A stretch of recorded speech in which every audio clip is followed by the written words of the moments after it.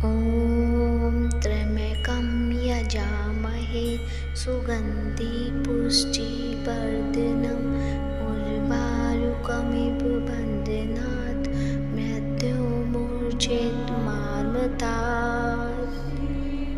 नमस्कार दोस्तों, आप सभी का हमारे YouTube चैनल मायरा वॉइस में हार्दिक स्वागत है। आज की इस वीडियो में हम आपको सावन के सोमवार की एक ऐसी कथा सुनाएंगे जिसके बिना व्रत अधूरा माना जाता है। सावन सोमवार के व्रत को करने वाले भक्तों के लिए इस कथा का पाठ करना अनिवार्य बताया गया है। मान्यता है कि सावन सोमवार के व्रत में कथा का पाठ किए बिना व्रत का पूर्ण फल प्राप्त नहीं होता। तो चलिए सुनते हैं सावन सोमवार की व्रत कथा। बोलो शंकर भगवान की जय, गौरी शंकर भगवान की जय। मृत्यु लोक में भ्रमण करने की इच्छा करके एक समय श्री भूतनाथ भगवान भोलेनाथ माता पार्वती के साथ मृत्यु लोक में पधारे। भ्रमण करते करते दोनों विदर्भ देशांगत अमरावती नाम की अति रमणीक नगरी में पहुंचे। अमरावती नगरी स्वर्ण के सदृश सभी प्रकार के सुखों से परिपूर्ण थी। उसमें वहां के महाराज द्वारा बनवाया हुआ अति रमणीक शिव जी का मंदिर भी था। भगवान शंकर भगवती पार्वती के साथ इस मंदिर में निवास करने लगे। एक समय माता पार्वती जी भगवान भोलेनाथ जी को प्रसन्न देखकर बोली, हे महाराज, आज तो हम दोनों चौसर खेलेंगे। शिव जी ने प्राण प्रिया की बात को मान लिया और चौसर खेलने लगे। उसी समय मंदिर का पुजारी ब्राह्मण मंदिर में पूजा करने आया। माता पार्वती ने पुजारी से प्रश्न किया, पुजारी जी बताओ, इस बाजी में हम दोनों में से किसकी जीत होगी? ब्राह्मण बिना विचारे जल्दी से बोल उठा कि महादेव जी की जीत होगी। थोड़ी देर में बाजी समाप्त हो गई और पार्वती जी की जीत हुई। पार्वती जी को बहुत गुस्सा आया और ब्राह्मण को झूठ बोलने के अपराध के कारण शाप देने चले।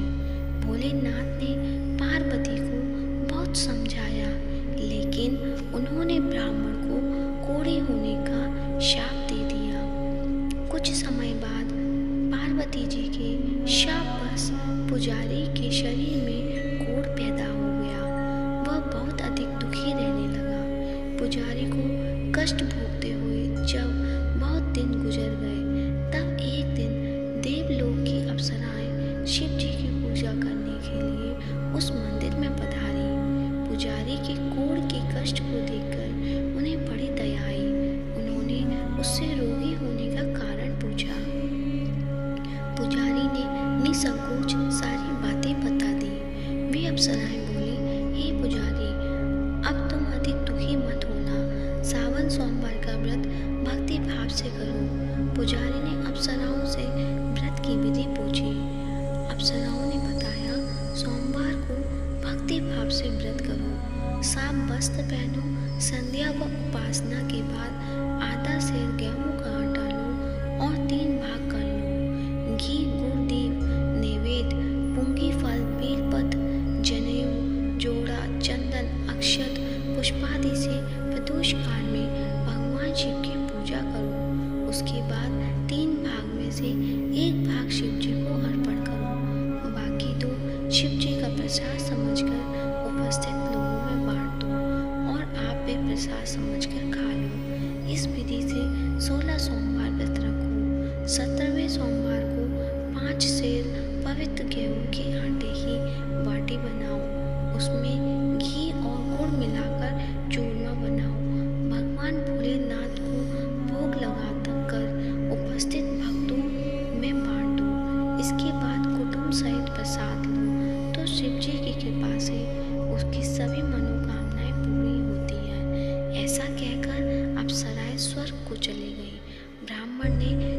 यथाविधि षोडश सोमवार व्रत किया तथा भगवान शिव की कृपा से रोग से मुक्ति पाकर आनंद में रहने लगा। कुछ दिन बाद शिव जी और पार्वती जी उस मंदिर में पुनः पधारे। ब्राह्मण को निरोग देखकर पार्वती जी ने ब्राह्मण से रोग से मुक्त होने का उपाय पूछा। ब्राह्मण ने 16 सोमवार व्रत की कथा सुनाई। पार्वती जी बहुत प्रसन्न हुई। ब्राह्मण से व्रत विधि पूछकर स्वयं भी व्रत करने के लिए तैयार हो गई। व्रत करने के बाद उनकी मनोकामना पूरी हुई और उनके रूठे बेटे स्वामी कार्तिकेय स्वयं माता के आज्ञाकारी हुए। कार्तिकेय जी को अपना यह विचार परिवर्तन का रहस्य जानने की इच्छा हुई। वे माता से बोले, हे माता, आपने ऐसा कौन सा उपाय किया जिससे मेरा मन आपकी ओर आकर्षित हो गया। पार्वती जी ने वही षोडश सोमवार व्रत कथा की उसको सुना दी। कार्तिकेय जी कहा, इस व्रत को मैं भी करूँगा क्योंकि मेरा प्रिय मित्र ब्राह्मण बहुत दुखी दिल से परदेश गया है। मेरी उससे मिलने की बहुत इच्छा है। कार्तिकेय जी ने भी इस व्रत को किया और उनका प्यारा मित्र मिल गया। मित्र ने इस आकस्मिक मिलन का भेद पूछा तो कार्तिकेय जी बोले, हे मित्र, हमने तुम्हारे मिलने की इच्छा करके 16 सोमवार का व्रत किया था। अब तो ब्राह्मण मित्र को अपने विवाह की बड़ी चिंता हुई। उसने कार्तिकेय जी से व्रत की विधि पूछी और यथाविधि व्रत किया। व्रत के प्रभाव से जब वह किसी कार्य से विदेश गया तो वहाँ के राजा की लड़की का स्वयंवर था। राजा ने प्रण किया था कि जिस राजकुमार के गले में वह सब प्रकार से श्रृंगारित हाथीनी माला डालेगी, मैं उसी के साथ अपनी प्यारी बेटी का विवाह कर दूंगा। शिव जी की कृपा से वह ब्राह्मण भी उस स्वयंवर को देखने की इच्छा से राज्यसभा में एक ओर जाकर बैठ गया। नियत समय पर हाथीनी आई और उसने जयमाला उस ब्राह्मण के गले में डाल दी। राजा ने अपनी प्रतिज्ञा के अनुसार बड़े धूमधाम से अपनी कन्या का विवाह उस ब्राह्मण के साथ कर दिया और ब्राह्मण को बहुत सा धन व सम्मान देकर संतुष्ट किया। ब्राह्मण सुंदर राजकन्या पाकर खुश और सुखी जीवन व्यतीत करने लग गया। एक दिन राजकन्या ने अपने पति से प्रश्न किया, हे प्राणनाथ, आपने ऐसा कौन सा भारी पुण्य किया था जिसके प्रभाव से हाथिनी ने सब राजकुमार को छोड़कर आपको वरण किया।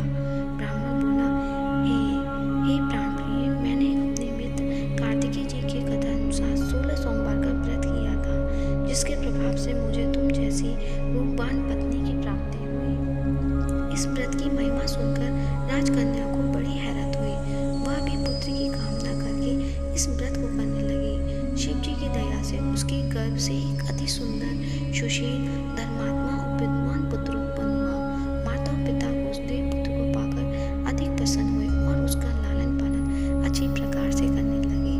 जब पुत्र समझदार हुआ तो एक दिन उसने अपनी माता से प्रश्न किया, हे माँ, तुमने कौन सा व्रत किया और तब किया जो मेरे जैसा पुत्र तुम्हारे घर में उत्पन्न हुआ। उसकी माता ने 16 सोमवार की व्रत कथा पुत्र को बताई। पुत्र ने जब तरह के मनोरथ पूरे करने वाले इस सरल व्रत को सुना तो वह भी राज्य अधिकार पाने की इच्छा से हर सोमवार को यथाविधि यह व्रत करने लगा। व्रत शुरू करने के बाद एक देश के व्रत राजा के दूतों ने आकर उसको राजकन्या के लिए वरण किया। राजा ने अपनी बेटी का विवाह ऐसे सर्वगुण संपन्न ब्राह्मण युवक के साथ करके बड़ा सुख प्राप्त किया। व्रत राजा ने दिवंगत हो जाने के बाद इसी ब्राह्मण को सिंहासन पर बैठाया क्योंकि दिवंगत राजा का कोई पुत्र नहीं था।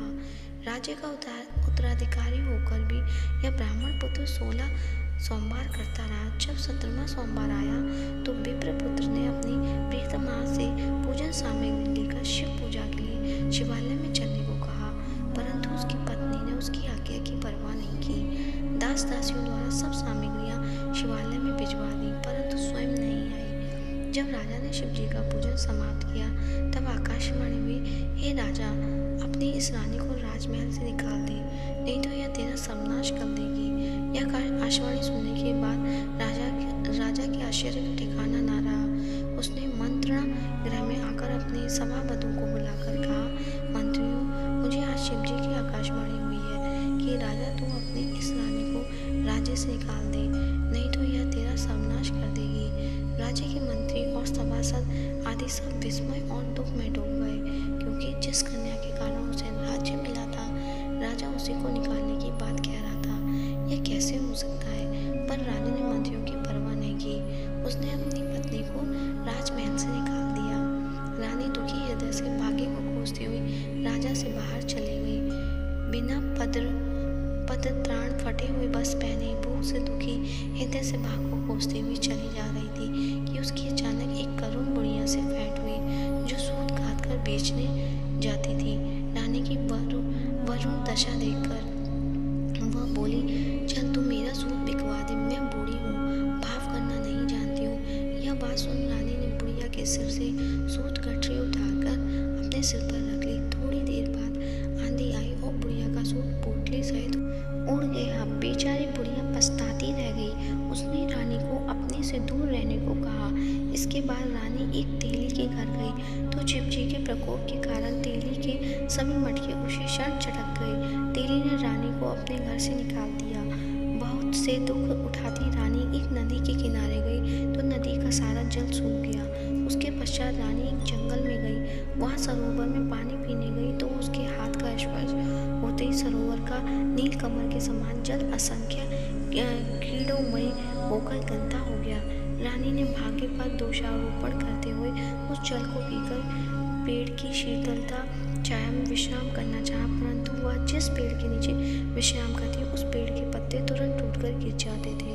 वन सरोवर जलाशय की ऐसी दशा देख गौ चराते ग्वालों ने अपने गुसाई जी से, जो जंगल में स्थित मंदिर में पुजारी थे, उसको यह बात बताई। गुसाई जी के अनुसार ग्वाले रानी को पकड़कर गुसाई जी के पास लाए।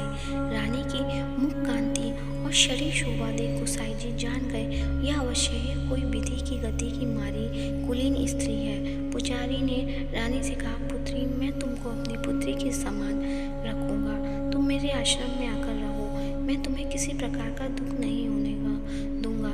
गुसाई जी के वचन सुनकर रानी को धीरज हुआ। वह आश्रम में रहने लगी। रानी जो भोजन बनाती उसमें कीड़े पड़ जाते, जल भरकर लाती उसमें भी कीड़े पड़ जाते। रानी की यह दशा देख गुसाई जी भी बड़े दुखी हुई और रानी से बोली, हे पुत्री, तुम्हारे ऊपर कौन से देवता का प्रकोप है जिससे तुम्हारी ऐसी हालत हुई? पुजारी की बात सुनकर रानी ने शिवजी महाराज के पूजन का बहिष्कार की बात बताई तो पुजारी जी शिवजी महाराज की अनेक प्रकार से स्तुति करते हुए रानी से बोले कि पुत्री, सब मनोरथ पूरे करने वाले 16 सोमवार का व्रत करो, उसके प्रभाव से यह कष्ट से मुक्ति हो सकोगी।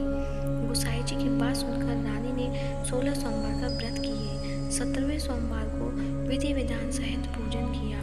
उस पूजा के प्रभाव से राजा के हृदय में विचार आया कि रानी को गए बहुत समय बीत गया, न जाने कहाँ कहाँ भटकती होंगी, उन्हें ढूंढना चाहिए। यह सोचकर रानी को तलाश करने के लिए राजा ने चारों दिशाओं में दूत भेजे।